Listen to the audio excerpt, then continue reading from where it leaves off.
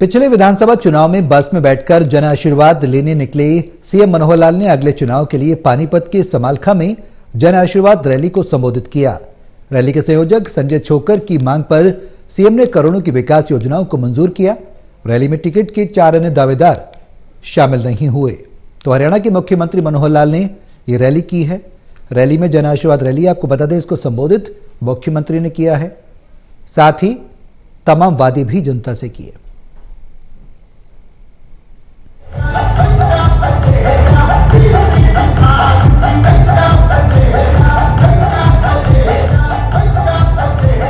दो 2019 के विधानसभा चुनाव में अब की बार 75 पार के नारे के साथ बस में सवार होकर जन आशीर्वाद लेने निकले सीएम मनोहर लाल ने अब मिशन 2024 के लिए रविवार को पानीपत के समालखा में जन आशीर्वाद रैली को संबोधित किया। रैली के संयोजक संजय छोकर ने मंच से संबोधन में लोगों से अपनी और मुख्यमंत्री की ईमानदारी वाली राजनीति को समर्थन देने की अपील की। संजय छोकर को खुद सीएम और इलाके के सांसद संजय भाटिया ने एक तरह अहमियत देकर समालखा के बाकी बीजेपी नेताओं को सावधान कर दिया। मेरा कोई पार्टी ज्वाइन करने का इरादा नहीं था, क्योंकि मैंने एक पार्टी को 22 साल दिए थे और मैं जो हमारे जो सबसे बड़े नेता थे राहुल गांधी, उनकी टीम में मैंने 10 साल काम किया और मुझे वहां से तकलीफ नहीं थी। लेकिन जो हरियाणा के जिन लोगों ने राजनीति करी, जिन लोगों ने कांग्रेस को ही मार दिया, जिन लोगों ने कांग्रेस के नेताओं की मार के, वो पार्टी कैसे खड़ी हो सकती है। मंच से राज्यसभा सांसद कृष्ण पवार ने उन सियासी पार्टी को आड़े हाथों लिया जो डॉक्टर भीमराव अंबेडकर की फोटो लगाकर सियासत करते और वोट मांगते हैं। ये बीजेपी ही है जिसने महापुरुषों की जयंतियां मनाई और उनके नाम पर कॉलेजों और संस्थाओं के नाम रखे। हमेशा की तरह सांसद संजय भाटिया ने मंच पर अपना वक्त हंसी मजाक में ही बिता दिया। इसलिए अगर आप इस बात के सारे समर्थक हो, भाई संजय छोकर के मुंह से जो बात निकले पूरी होनी चाहिए, तो भाई जोरदार तालियों के साथ ऐसे मुख्यमंत्री के लिए जोर देकर मुख्यमंत्री।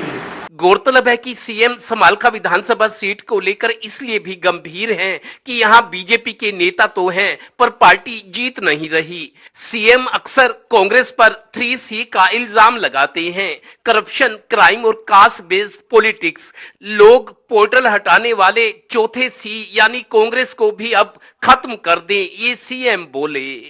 3C के बारे में कहता हूं, तीनों C, इसकी जननी एक और C है।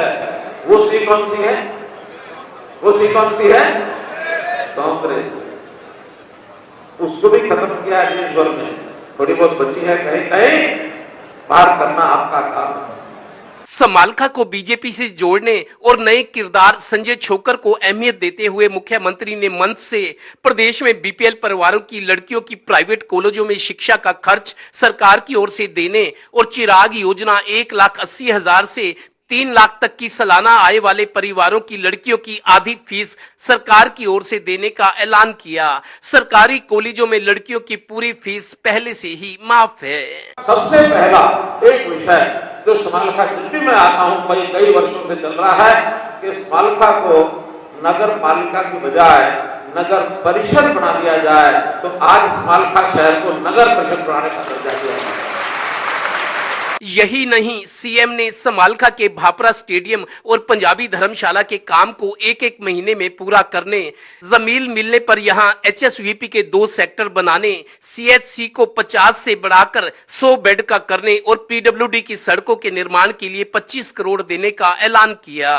गौर करने लायक बात यह भी थी कि रैली को कई दिनों से जन आशीर्वाद रैली प्रचारित किया जा रहा था, पर मंच पर बैनर में कहीं इसका जिक्र तक नहीं था। संजय छोकर के कई प्रतिद्वंदी इस रैली से दूर रहे।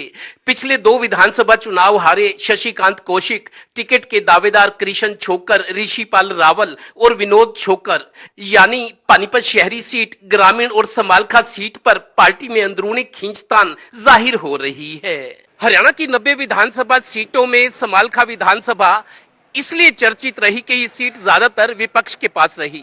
दल बदल की शुरुआत भी समालखा से हुई और खास बात यह भी कि 2014 और 2019 के विधानसभा चुनाव में बीजेपी की हवा होते हुए भी बीजेपी दोनों बार इस सीट से चुनाव नहीं जीत सकी। आज उसी समालखा विधानसभा में मुख्यमंत्री ने जन आशीर्वाद रैली की। सहयोगी श्रीनिवास के साथ देवेंद्र कथोरिया, टोटल न्यूज, समालखा, पानीपत।